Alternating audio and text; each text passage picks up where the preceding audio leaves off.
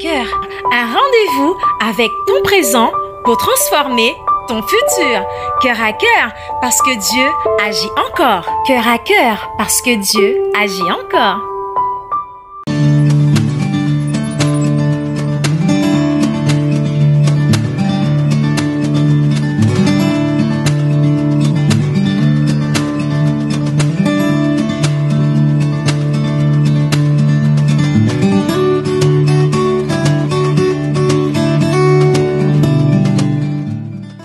Bonjour chers amis de Cœur à Cœur, nous sommes encore aujourd'hui dans vos maisons pour parler d'un thème qui va certainement intéresser plus d'un, et je voudrais par l'occasion remercier tous les auditeurs de Et si on en parlait dans l'ensemble de Cœur à Cœur. Merci beaucoup pour votre fidélité et que Dieu vous bénisse. Alors que nous commémorons la journée du 8 mars qui fête la femme dans le monde entier, nous pensons et nous savons qu'il y a beaucoup de femmes dans le monde qui subissent encore des abus de toutes sortes, de toute nature. Nous pensons particulièrement à chacune de ces femmes et nous demandons ce soir la grâce de Dieu, la grâce du Seigneur Jésus-Christ, puisqu'il est venu aussi pour restaurer la femme, que son amour vraiment abonde et que le Seigneur vraiment rencontre chacune d'elles, qu'elle fasse une rencontre avec le Seigneur et qu'elle soit restaurée. Le Seigneur trouvera le moment et le temps favorable. Et aujourd'hui, nous allons parler donc du pardon sous la facette du renoncement. Et je m'en vais vous lire quelques citations que j'ai trouvées sur Internet. Il y a des gens qui ont dit quelque chose au sujet du pardon. Pour quelqu'un, pardonner, c'est libérer un prisonnier et découvrir que le prisonnier, c'était toi-même. Un autre dira, c'est ça l'amour, ce besoin de pardonner. Pour un autre, pardonner, ce n'est ni oublier, ni effacer, c'est renoncer selon les cas à punir ou à haïr et même parfois à juger. Un autre dira que aimer, c'est pardonner malgré tout. Et donc, fidèle à ce plateau, je reçois aujourd'hui Pasteur Nathalie. Pasteur Nathalie nous vient du Canada et c'est toujours un plaisir de la recevoir ici sur ce plateau de Et si on en parlait. Bonjour Pasteur Nathalie, comment allez-vous? Oui, bonjour Maman Marie-Claire, que le Seigneur te bénisse, Dieu nous fait grâce, ça va bien. Bonjour également à tous nos amis de Et si on en parlait. C'est un thème qui est très, très intéressant, un socle qui est capital pour nos vies. Donc, merci encore pour la présence de tout un chacun sur ce plateau. Merci, Pasteur Nathalie, que Dieu te bénisse aussi. Et je suis vraiment heureuse aussi de recevoir aujourd'hui une invitée, Sœur Dina. Bonjour. Bonjour. Bonjour. Oui, Sœur Dina est épouse de pasteur.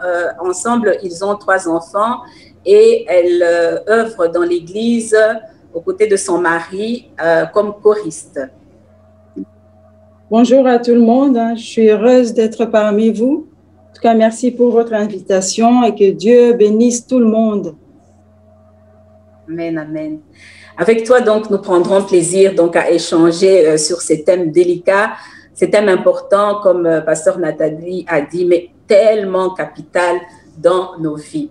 Et je vous encourage pendant ce temps de partager l'émission autour de vous. Cela va faire certainement du bien à quelqu'un. Et aussi, vous savez que vous pouvez nous écrire sur notre boîte mail coeuracœur7@gmail.com. Et vous voyez toutes nos ressources, nos pages Facebook, notre chaîne YouTube qui s'affiche sur le bas de la page « Partagez ». Je vais vous donner la définition du dictionnaire que j'ai trouvé, la définition du pardon que j'ai trouvé au dictionnaire. Le pardon, selon le dictionnaire, est l'action de pardonner, le fait de ne pas tenir rigueur de la faute commise. Donc, le pardon serait donc une sorte de don. Et s'il faut donner librement, il faut aussi pardonner librement et obligatoirement. Pasteur Nathalie, je voudrais te poser une question. Qu'est-ce que la parole de Dieu dit à propos au sujet du pardon? Alors oui, merci Marie-Claire. Le pardon, comme on le disait tout à l'heure en entrant, c'est que c'est vraiment le socle, hein. C'est ce que Dieu est venu faire. Quand on parle de pardon, on parle également de l'offense. Donc, le pardon, c'est l'action de pardonner à celui qui nous a offensés. Alors, quand Dieu pardonne dans la pensée de Dieu, parce que toute offense mérite punition, toute offense mérite condamnation, mérite une réponse. Il y a toujours une réponse à l'offense. Et pour le Seigneur, pour Dieu, pardonner veut dire annuler l'offense, veut dire écarter le châtiment. Et quand on parle ici de l'offense, quand on vient dans la parole de Dieu, on parle vraiment du péché. Donc, il y a le mot grec dans la Bible quand on veut dire pardonner. Pardonner veut dire laisser aller. Pardonner veut dire ne pas exiger le remboursement d'une dette. Parce que quand on offense quelqu'un, on crée une dette envers cette personne. Parce que le Seigneur nous a établis et veut que nous puissions nous aimer les uns les autres. Donc, quand j'offense quelqu'un, je crée une dette d'amour envers cette personne-là.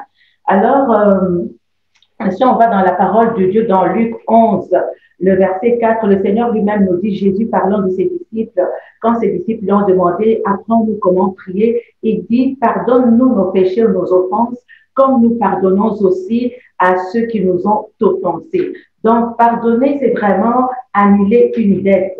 Et j'aimerais qu'on puisse lire un peu un passage pour vraiment établir ça dans la parole de Dieu.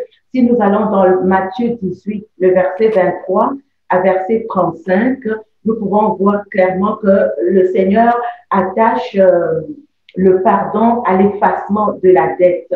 Donc, si vous pouvez venir avec moi dans Matthieu 18, à partir du verset 23, la parole de Dieu nous dit ceci, c'est pourquoi le royaume des cieux est semblable à un roi qui voulut faire rendre compte à ses serviteurs. Quand il se mit à compter, on lui en amena un qui avait 10 000 talents.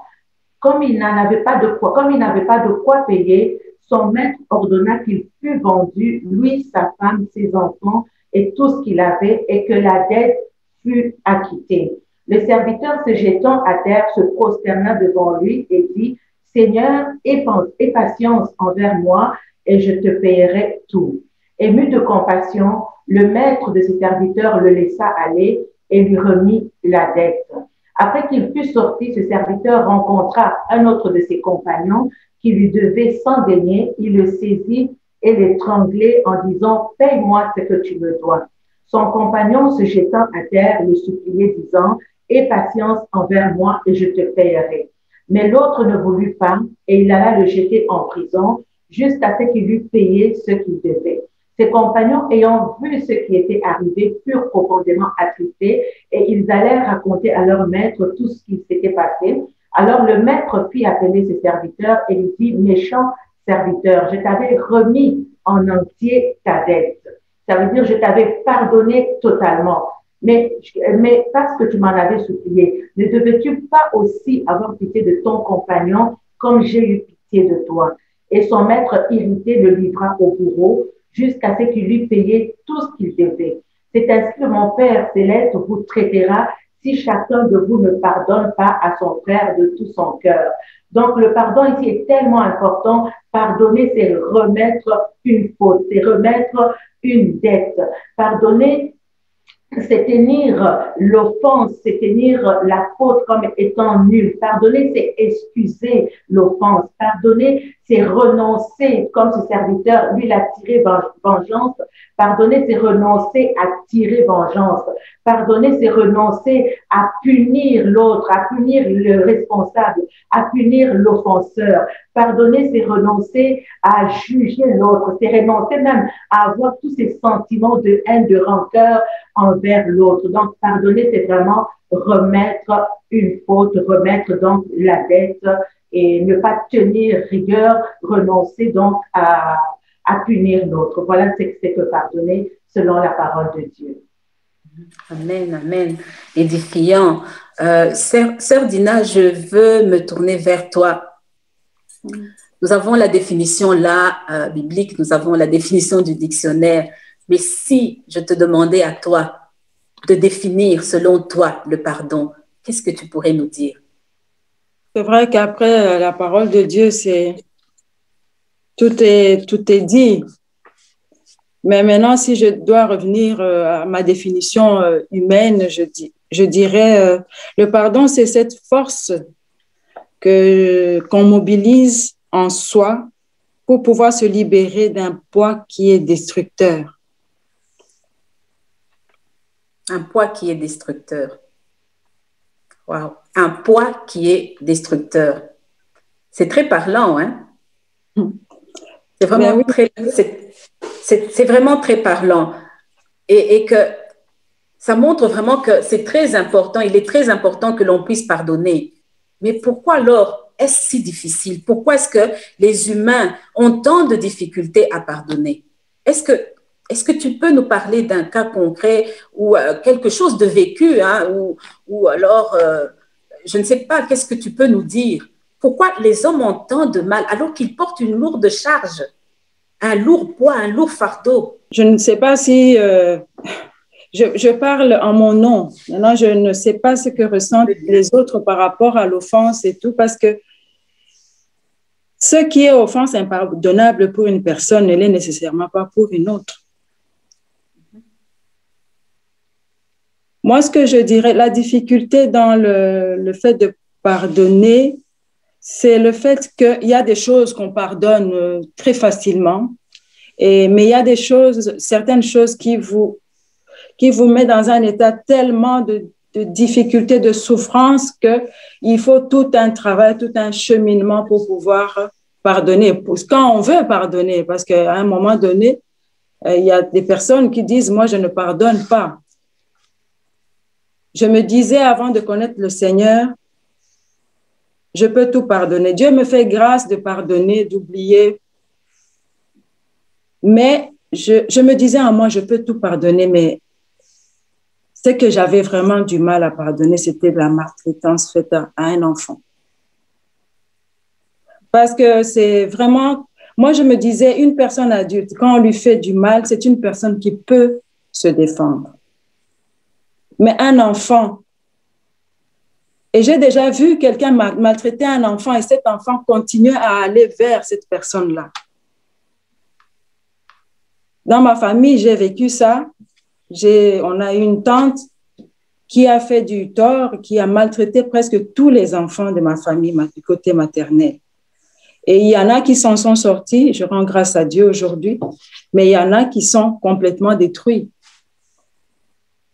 Il y en a qui sont détruits parce que la maltraitance a atteint un niveau, le paroxysme dans leur vie au point qu'ils n'ont pas pu se relever. Et à ce moment-là, je disais non, parlez-moi de tout le monde et tout, mais pas elle. Pas elle. Je me souviens, je suis allée en vacances au pays, j'ai fait de mon mieux pour ne pas la croiser. On était à un mariage, mais pour vous dire à quel point hein, c'était vraiment loin, j'ai demandé à Dieu de m'éviter de la voir et je ne l'ai pas vue. Je ne sais pas si j'ai été exaucée hein, ou si j'ai mis tous les moyens pour ne pas la voir. Mais c'est ce côté hiérarchisation des offenses qui font qu'on dise, voilà, ça je peux pardonner, ça je ne peux pas pardonner. Mais ça, quand on devient enfant de Dieu et qu'on pense à tout ce qu'on a pu faire dans notre vie et tout ce qui nous a été pardonné, nous, à ce moment-là, on voit les choses autrement. À ce moment-là, on ne se complaît pas dans sa position de l'offensé qui est tellement malheureuse, qui justifie le fait de ne pas avancer par le fait qu'on a été offensé. Et c'est à ce moment-là que Dieu m'a révélé que pour que je puisse avancer, pour que je puisse libérer aussi les membres de ma famille, pour que je puisse prier, parce que quand on n'a pas fait cette démarche-là de libérer la personne qu'on retient captive de sa haine, de sa rancune, on ne peut pas être agréable à Dieu. Et c'est à ce moment-là que j'ai commencé à faire par la grâce de Dieu, avec l'aide du Saint-Esprit, à faire ce cheminement de repentance d'abord, hein, parce que moi aussi, j'ai quand même plongé dedans dans cette colère qui me bouffait. Et il est arrivé un moment où je disais à maman, on va prier pour elle. Elle aussi avait du mal, mais depuis un certain temps, on a pris l'habitude de prier pour elle, pour qu'elle puisse être libérée. Et par cette démarche, on espère aussi que ces enfants-là, qui ont souffert tellement des actes qu'elle a commis envers eux, que ces enfants-là aussi puissent être libérés. Voilà. J'entends, Maman Dina, tu parles de hiérarchisation par rapport à l'offense. Et quand on se complaît pour avoir vraiment des bonnes raisons. Mais dans le témoignage que tu apportes, une question me revient maintenant que tu pries avec ta maman pour que cette personne soit libérée. Est-ce que la démarche d'aller vers cette personne et lui pardonner a été facile ou pas? Ou peut-être que les circonstances n'ont pas permis, la distance ou quoi. Est-ce que si la personne est devant vous aujourd'hui, penses-tu que tu peux lui dire, je te pardonne pour telle ou telle chose?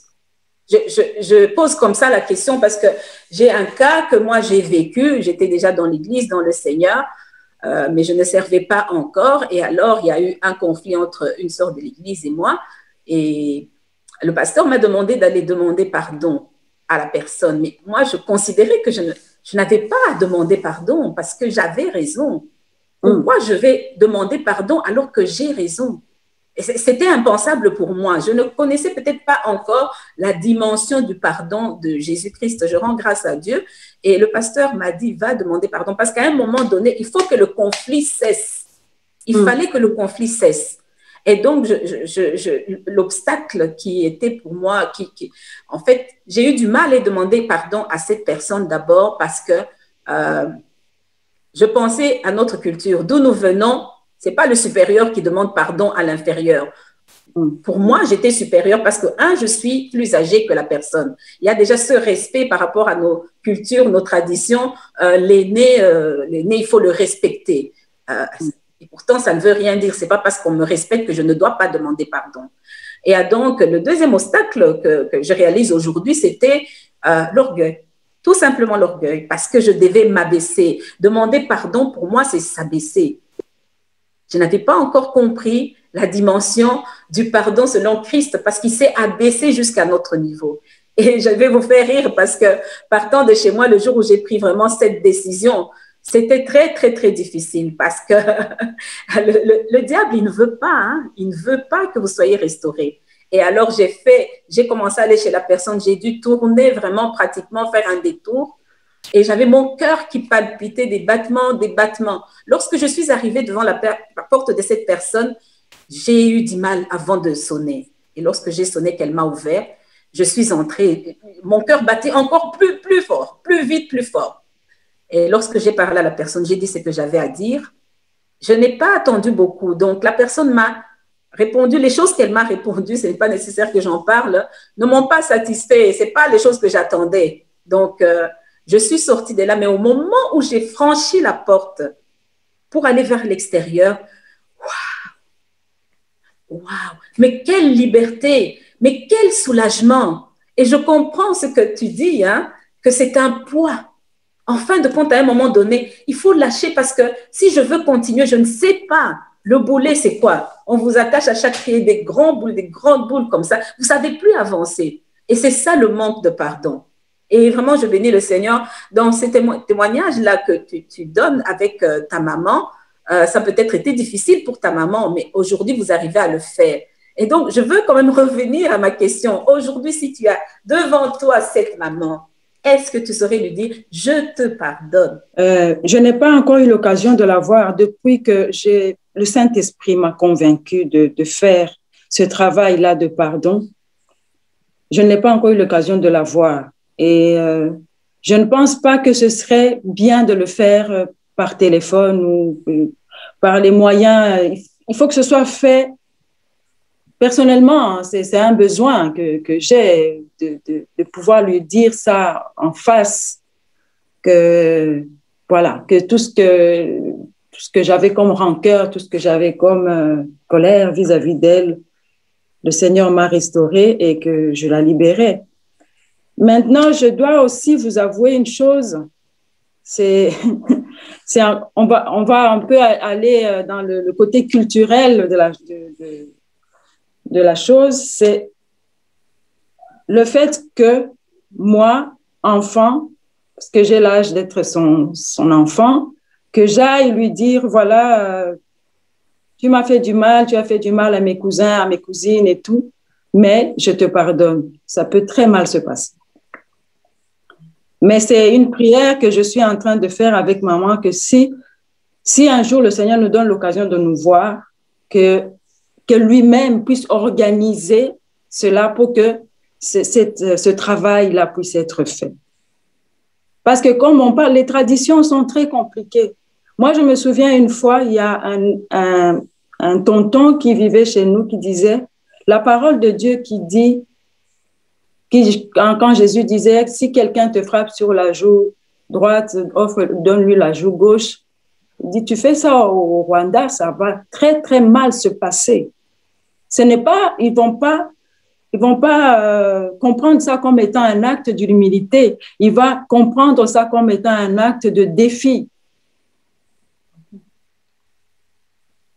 Voilà, donc moi, franchement, c'est une préoccupation pour moi parce que je dis, il faut qu'elle sache que même si elle n'a pas fait cette démarche-là de demander pardon, mais qu'elle sache que nous l'avons libérée. Maintenant que le Seigneur lui-même organise ça pour que ça se passe en douceur et qu'il n'y ait pas de victimes, encore une fois. Je pense que lorsque le besoin est suscité donc par le Saint-Esprit, le Seigneur fera grâce et si le Seigneur donne une autre instruction de le faire aussi par les moyens que nous avons, la technologie, on ne sait pas de quoi est fait demain, que le Seigneur vraiment vous fasse grâce pour que le pardon vraiment soit total. Et Pasteur Nathalie, je veux quand même me tourner vers toi. C'est évident qu'il faut renoncer à quelque chose lorsque on pardonne. Hein? Et celui qui doit accorder le pardon, quand on se met de son côté, du côté de celui qui doit accorder le pardon ou le donner, c'est vraiment évident qu'on doit renoncer à quelque chose. Alors, à quoi est-ce qu'on renonce lorsqu'on accorde le pardon? En tout cas, merci beaucoup pour les participations. J'aime bien cette moment, Dina, tu disais tout à l'heure que c'est se libérer d'un poids qui nous ronge, un poids destructeur. Parce que la conséquence du pardon, si cela n'a pas été traité très rapidement, il y a les conséquences sont vraiment très, très destructrices. Elles sont destructrices non seulement pour l'offensé, mais également pour l'entourage de l'offensé, également pour l'offenseur. Donc, c'est cette crise qui est venue, c'était la première chose qu'il a traité vraiment. Le but, c'était de traiter directement l'offense et la solution à l'offense, c'était le pardon. Donc, pardonner, c'est vraiment se libérer de cette souffrance-là. Très souvent, on a eu du mal à pardonner parce que on n'a pas compris en fait que le fait de refuser le pardon nous gardait nous-mêmes prisonniers. Marie-Claire, tu le mentionnais tout à l'heure que avec les commentaires que tu as donnés tout à l'heure, tu disais pardonner, c'est découvrir que le vrai prisonnier, c'était nous-mêmes. Donc, quand on se libère, quand on pardonne, on se libère de sa propre souffrance. On renonce, en fait, il faut comprendre que quand on est offensé, je prends des cas très, très graves. L'offense, ça peut aller d'un geste très banal à des choses très, très graves comme l'inceste, comme la maltraitance, comme maman Dina, tu le mentionnais tout à l'heure, comme le viol, comme ça peut aller d'un geste banal à un geste très, très grave, mais il faut comprendre que l'offense fait naître en nous des sentiments assez particuliers. Ça peut faire naître en nous une grande colère. Ça peut faire naître en nous un sentiment de vengeance. Ça peut faire naître en nous une aversion envers la personne qui nous a offensés. Ça peut faire naître en nous vraiment des sentiments qui ne sont pas toujours agréables, vraiment de mauvais sentiments. Ça brise ça brise l'unité, ça enlève la paix. Et il est très, très important de vraiment régler ça rapidement pour pouvoir rétablir, disons, au moins la paix. Donc, quand je pardonne, je renonce à punir. Parce que ce que Dieu veut, en fait, c'est qu'il veut que nous marchions dans la paix les uns avec les autres, comme il le dit, rechercher la paix et la sanctification avec tout sans laquelle personne ne peut voir Dieu. Donc, Dieu veut rétablir en fait la relation. Et c'est ce qu'il a fait. Il nous a pardonné pour rétablir la relation, la communion, la communication avec notre Dieu. Donc, pardonner, c'est renoncer vraiment à tirer vengeance de l'autre, c'est renoncer au moi. En fait, ce qui nous empêche de pardonner, c'est moi. Ça veut dire que je regarde le mal qui m'a été fait, je regarde le dommage qui m'a été fait et je considère que il faut que l'autre soit puni pour que je sois en paix. Mais on constate en fait que ce n'est pas en soi la punition qui sera faite sur l'autre qui va nous accorder la paix. Mais pardonner, c'est renoncer vraiment à mon égoïsme, me détacher de moi et me renoncer à punir, à haïr l'autre. Et c'est vraiment ça qui va ramener la paix avec l'aide du Saint-Esprit dans ma vie. Donc, pardonner, il y a une puissance vraiment à la renonciation. Ça me permet vraiment de me libérer. Je dois renoncer à punir l'autre tout en me souvenant. Je dois pouvoir être capable de regarder selon le regard de Dieu. C'est pas toujours évident. C'est pas toujours facile parce que le pardon n'est pas facile après tout. Hein. C'est vraiment une décision éclaircie par le Saint-Esprit. On décide de le faire. Ça ne répare pas forcément les dommages qui ont été faits, mais au moins ça permet à la justice de Dieu de s'établir. Donc, il y a vraiment, je renonce à mon moi pour permettre à la justice de Dieu donc de s'établir. C'est ça que je pense que la puissance de la rénonciation, elle nous amène donc à nous renoncer à nous-mêmes et laisser Dieu agir. Je vois qu'il y a des éléments de réponse qui sont apportés là, alors que le pardon est tellement impératif qu'il faut que ce pardon s'est imposé dans son parcours. Sœur Dina, pourquoi est-ce qu'il faut pardonner? Est-ce que tu peux nous dire les bénéfices, les bienfaits, les bienfaits pour nous, parce que c'est quand nous pardonnons que ça nous fait du bien, parce que Pasteur Nathalie a dit tout à l'heure, le problème du non-pardon, c'est moi. Il faut que je tire vengeance de ce qu'on m'a fait moi. Mais si je pardonne, quels sont les bienfaits, quels sont les bénéfices? Quand le pardon est réellement sincère, quand on a vraiment fait l'examen de soi, l'examen de la situation et qu'on est convaincu.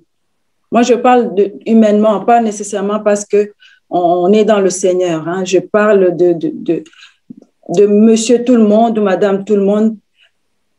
Je pense que quand on a pesé le pour et le contre, on se dit, on prend la décision de pardonner, on s'évite beaucoup de soucis. Comme a dit maman Nathalie, la haine, la colère et tout, ça peut aller très loin jusqu'à provoquer des maladies. Ça peut provoquer des ulcères d'estomac, ça peut provoquer des cancers, ça peut provoquer des problèmes psychiatriques. Et ne parlons même pas des problèmes spirituels parce on met une espèce de barrière entre nous et Dieu parce qu'il y a cette colère-là qui nous empêche de voir la gloire de Dieu. Le pardon, ça apporte la paix. On se débarrasse aussi de ce poids-là dont on parlait il y a quelques instants et à la place de ce poids vient loger la paix. Et ainsi, on peut avancer parce que maman Marie-Claire parlait du boulet, le boulet qu'on traîne, qui nous freine, qui freine notre progression. Le pardon est salutaire. Le pardon nous permet d'avancer, nous permet de vivre dans la paix et nous aide aussi à améliorer les relations envers notre prochain, les relations avec notre Dieu. Parce que tant qu'on est quand on n'a pas accordé son pardon, c'est-à-dire qu'on est dans la haine, dans la colère, et on n'est pas agréable à Dieu dans cette condition-là. Et on ne peut pas donner l'amour à son prochain.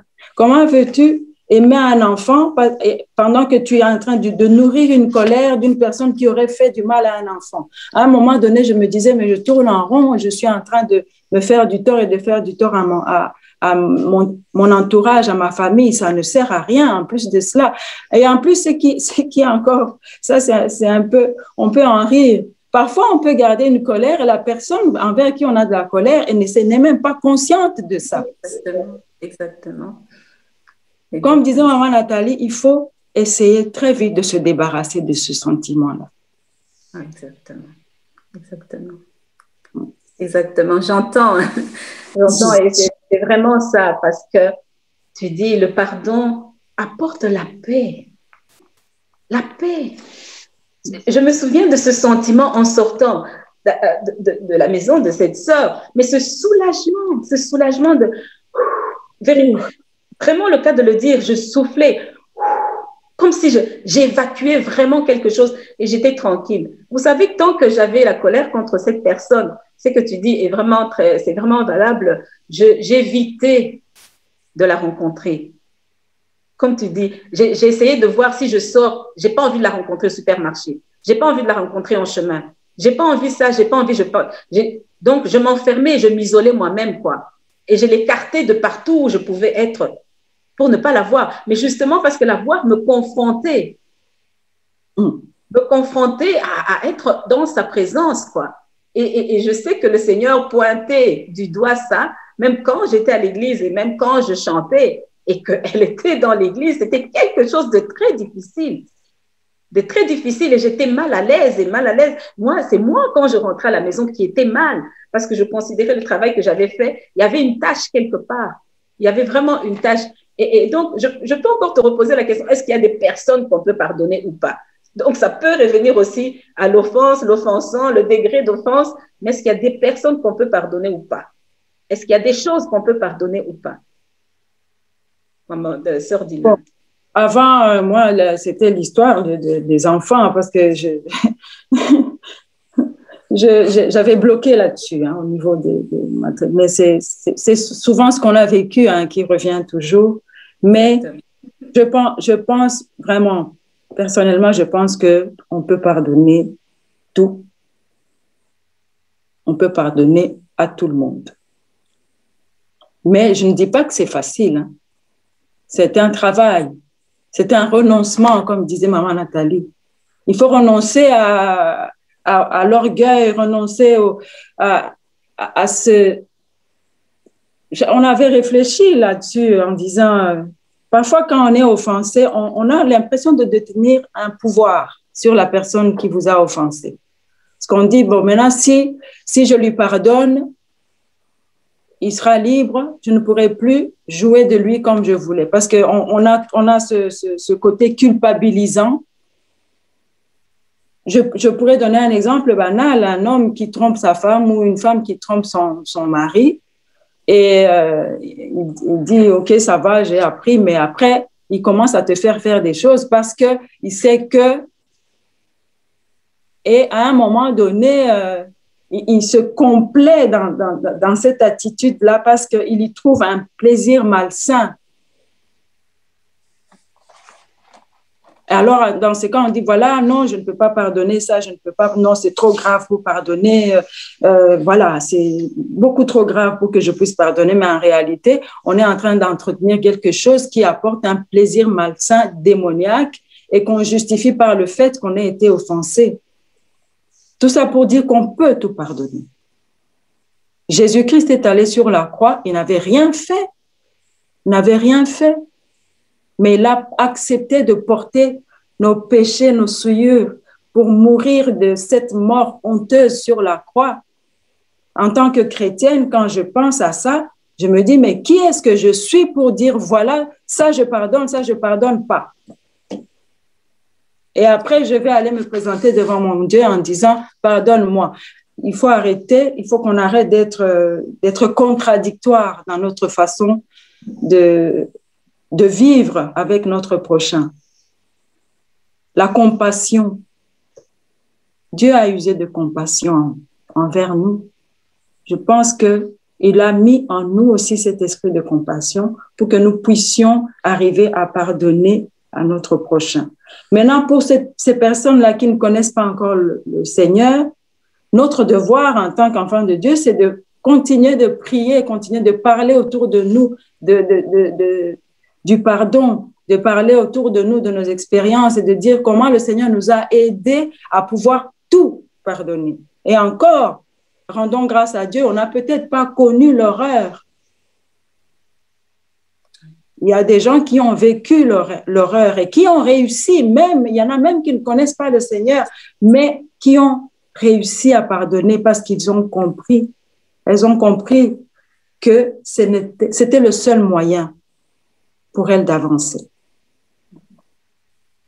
Wow, c'est vraiment merveilleux, et je pense à Jésus-Christ qui a renoncé à nous tenir rigueur. Donc le Père a envoyé le Fils vraiment de son amour pour que nous puissions recevoir vraiment ce pardon en toute liberté. C'est vraiment comme ce chef d'État qui donne des grâces. Voilà, c'est ce que Jésus a fait. Il nous a graciés. Et donc, nous, dans le pardon que nous accordons, nous devons renoncer à nous justifier nous-mêmes. Parce que si Dieu doit nous regarder avec ses yeux de Dieu, il va voir que nous ne sommes pas dignes d'être pardonnés. Mais il a envoyé Jésus-Christ pour tout effacer.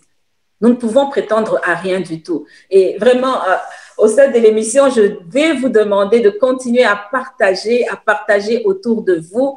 Il y a quelqu'un qui a besoin d'entendre ça. Il y a quelqu'un qui est chargé. La parole de Dieu dit, venez à moi, vous tous qui êtes chargés et fatigués, et je vais vous donner le repos. Dieu veut nous donner le repos, veut nous débarrasser de nos fardeaux qui nous chargent, de ces boulets qu'on est en train de traîner. Pasteur Nathalie, à ceux qui nous écoutent en ce moment, qui ont vécu ou qui vivent des choses difficiles, quelle est l'exhortation que tu peux donner de la part du Seigneur?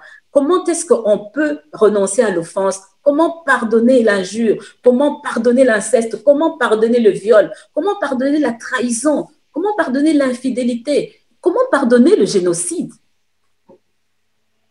Comment pardonner?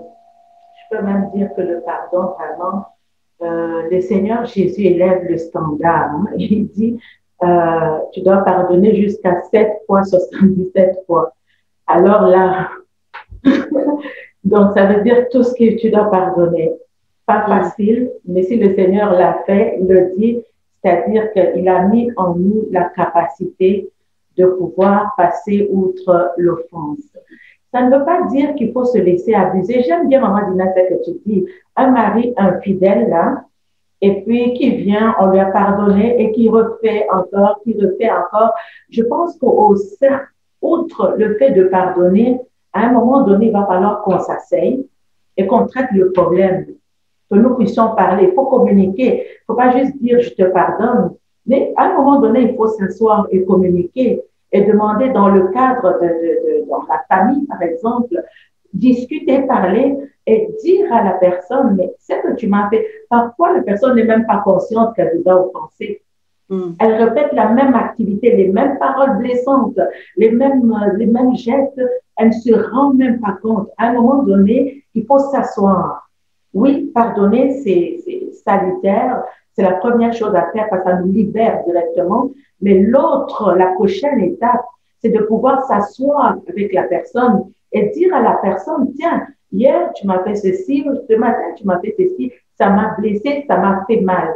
Quand on ne pardonne pas, en fait, on amplifie l'offense.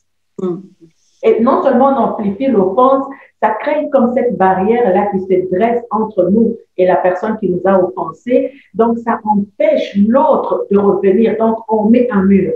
on sépare. Ça veut dire on met une barrière, c'est fini, on brise la communication. Et ça, je parle dans le cadre familial, je parle avec les personnes qui nous sont proches. Je ne parle pas quand c'est quelqu'un qui est à l'extérieur de la famille, qu'on ne connaît pas dans le cadre du viol, par exemple. Mais si je voudrais parler vraiment aux familles qui nous écoutent aujourd'hui, dans le cadre familial, entre conjoints, conjointes, avec les enfants, les parents, on pourrait briser ce mur-là, on pourrait arrêter cette chaîne de l'offense en parlant avec la personne qui nous a offensés et lui dire clairement en quoi est-ce que nous avons été offensés. Alors, qu'est-ce que je pourrais dire? Ça doit nous amener à réfléchir. Je réfléchis premièrement, je me dis, OK, si je décide de garder rancune, la rancune ne m'aide pas. La rancune n'aide personne. La rancune, cette amertume qui monte dans le cœur, ça m'empêche de voir clair, ça nous empêche de voir clair, ça nous empêche d'oublier. Regardez les gens qui ressassent les rancunes, donc tout le temps tu vis dans le passé. En fait, le pardon te permet de vivre un bon futur, alors que l'amertume, le manque de pardon te maintient dans le passé. Il n'y a pas d'avancement possible quand on n'a pas pardonné. Donc, on reste stocké, on continue à souffrir.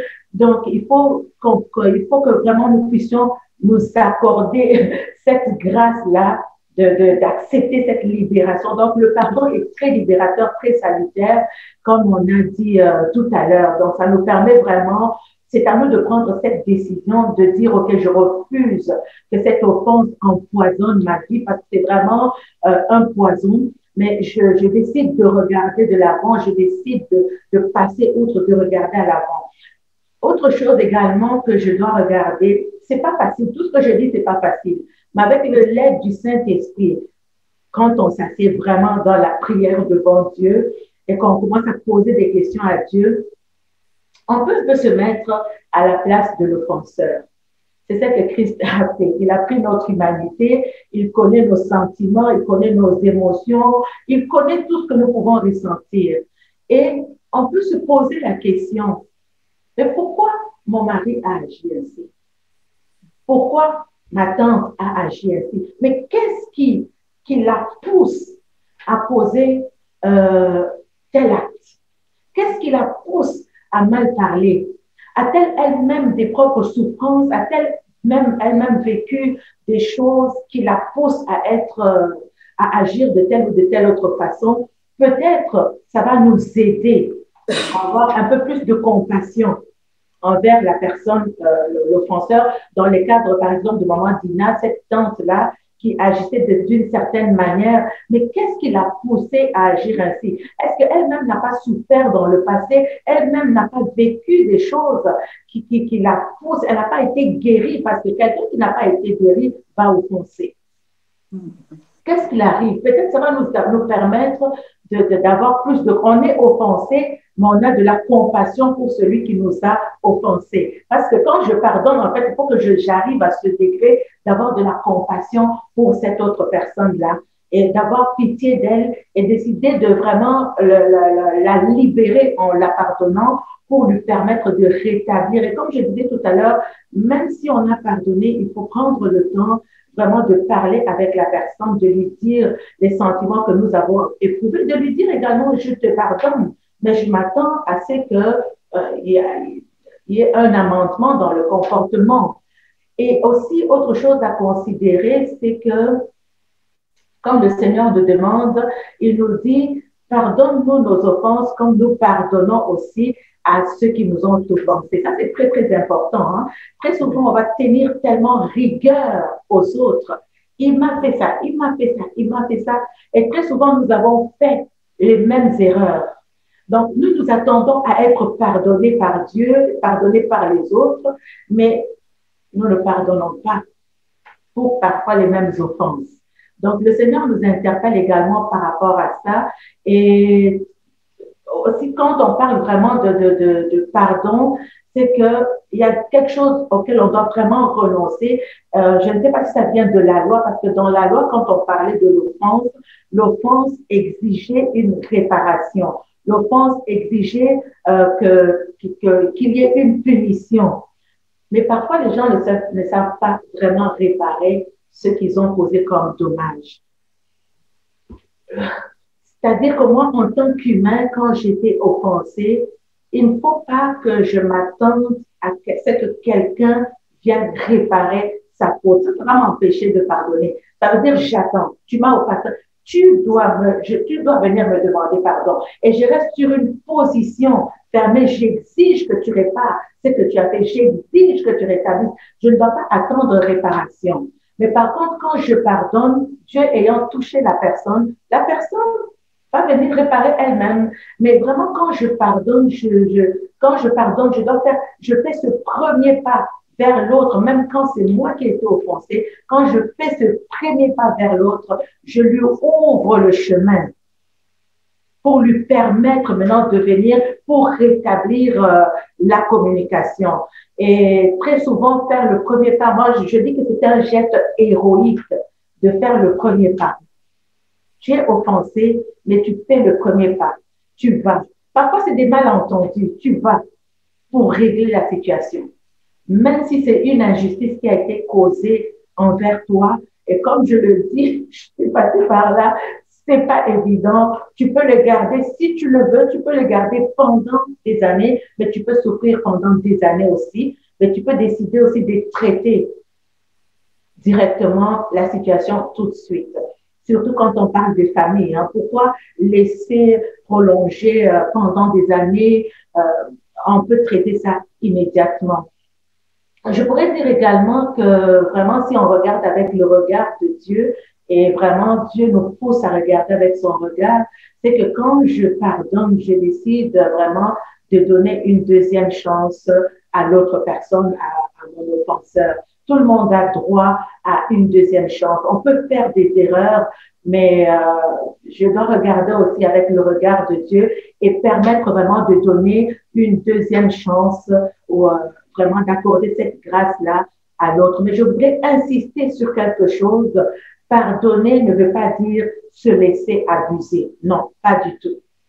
Pas du tout. Pardonner n'implique pas de se laisser abuser, n'implique pas de continuer à se laisser maltraiter. Non, ça, il faut régler les situations de maltraitance.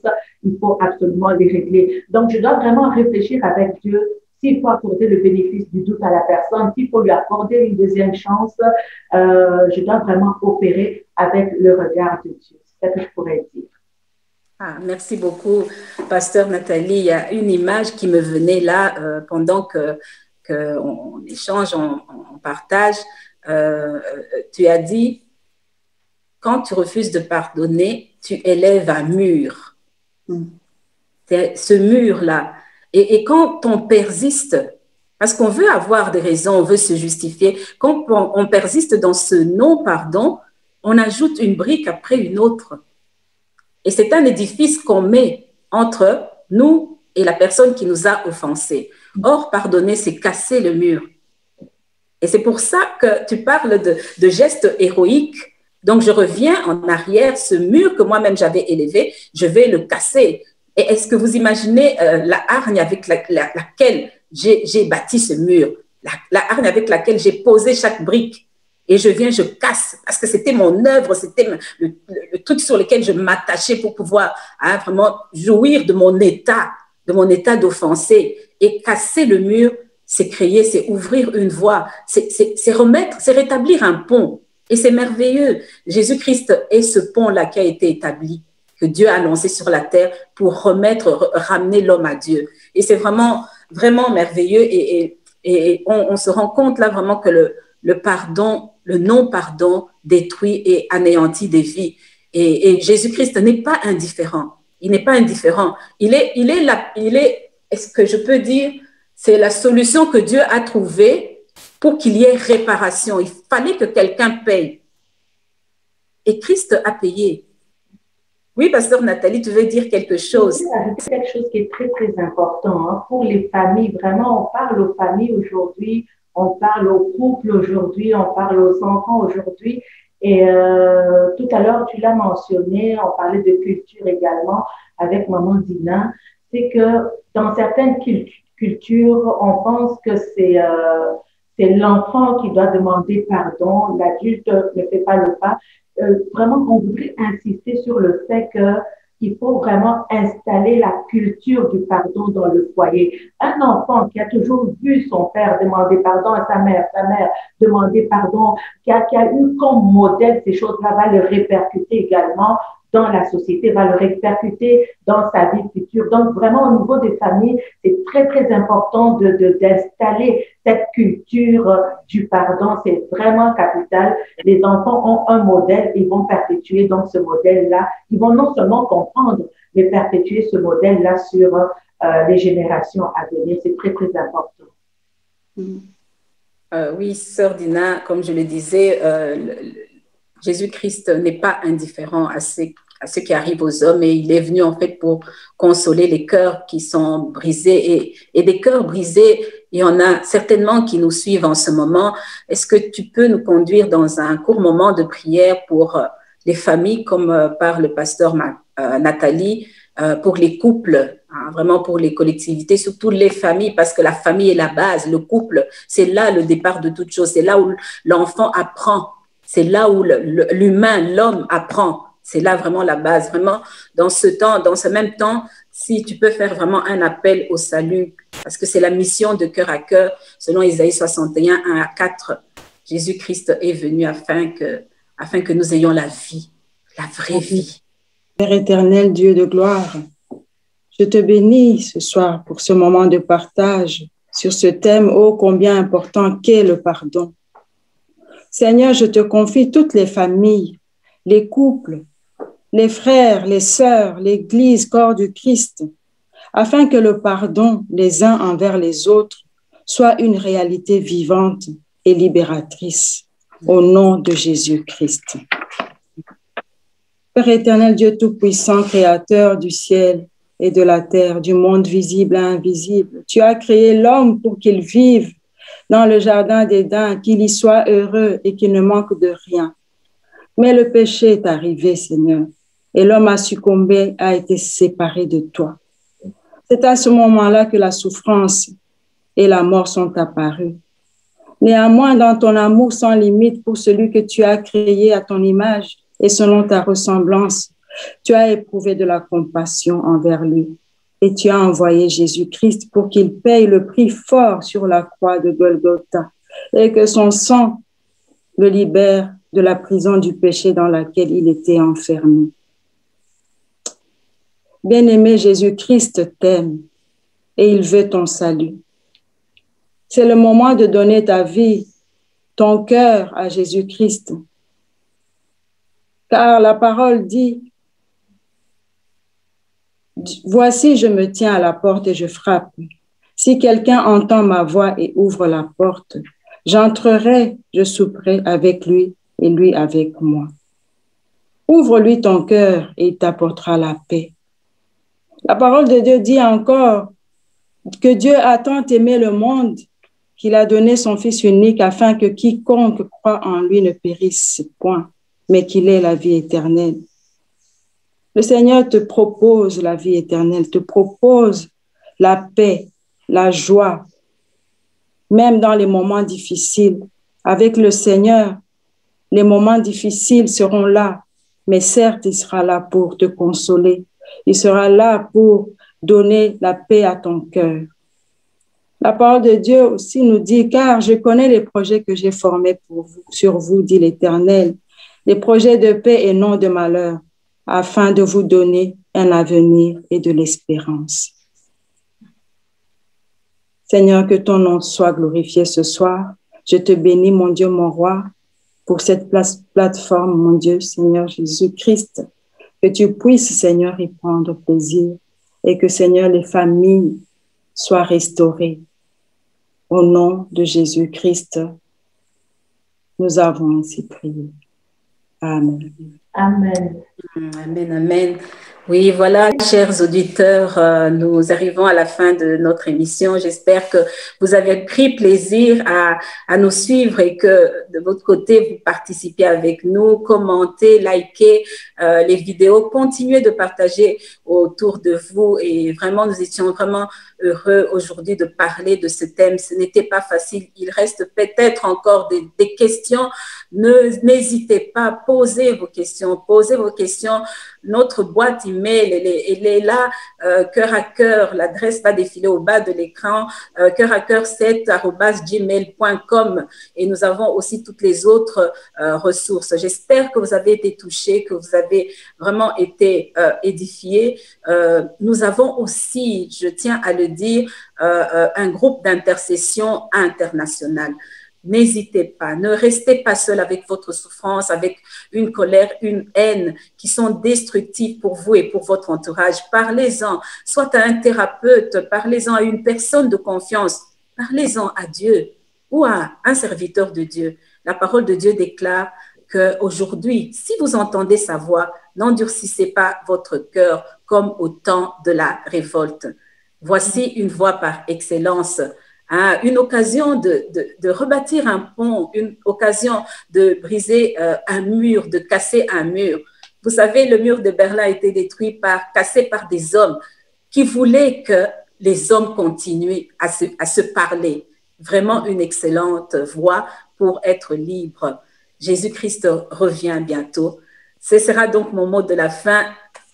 Notre invité va nous dire aussi son mot de la fin. En tout cas, je rends grâce à Dieu pour ce moment. C'est la première fois et j'espère de tout cœur que ce ne sera pas la dernière parce que j'ai été édifiée et je vous remercie. Je remercie maman Marie-Claire, je remercie maman Nathalie et je remercie surtout les personnes qui nous écoutent en ce moment et qui partagent parce qu'il y a tellement de gens qui sont dans la souffrance et ce partage peut leur apporter un peu de réconfort. Soyez abondamment bénis.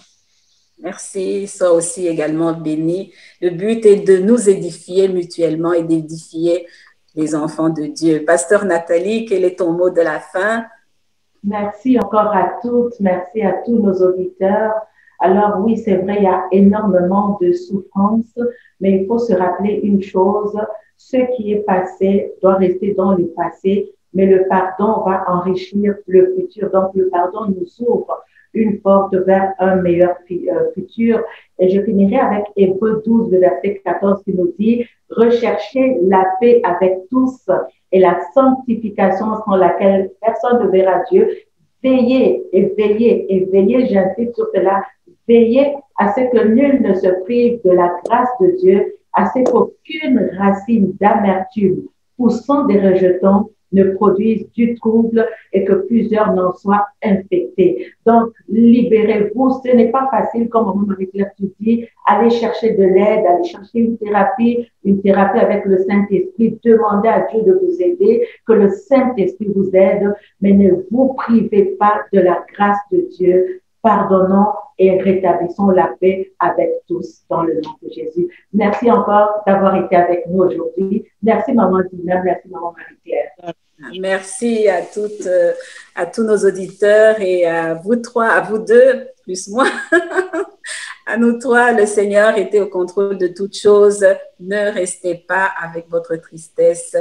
Ne restez pas avec votre peine, votre colère. Jésus revient bientôt. Voilà, nous étions encore réunis pour apporter un petit quelque chose que le Seigneur nous avait donné. Le groupe d'intercession, n'oubliez pas, c'est un numéro sur WhatsApp. Il va être aussi communiqué. Les coordonnées s'inscrivent aussi au bas de l'écran. Que Dieu vous bénisse et à très bientôt sur le plateau de « Et si on en parlait ?» Et si vous avez des sujets qui vous travaillent, donnez les thèmes, par la grâce de Dieu, nous pourrons les aborder. Que Dieu vous bénisse. À la prochaine.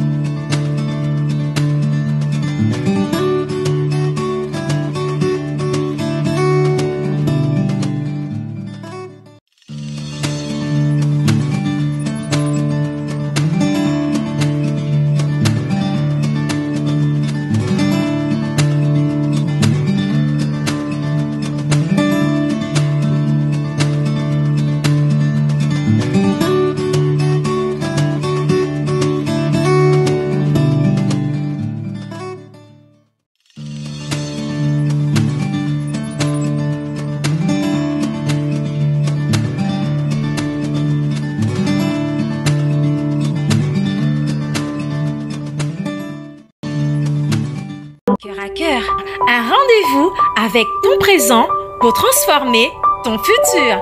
Cœur à cœur, parce que Dieu agit encore. Cœur à cœur, parce que Dieu agit encore.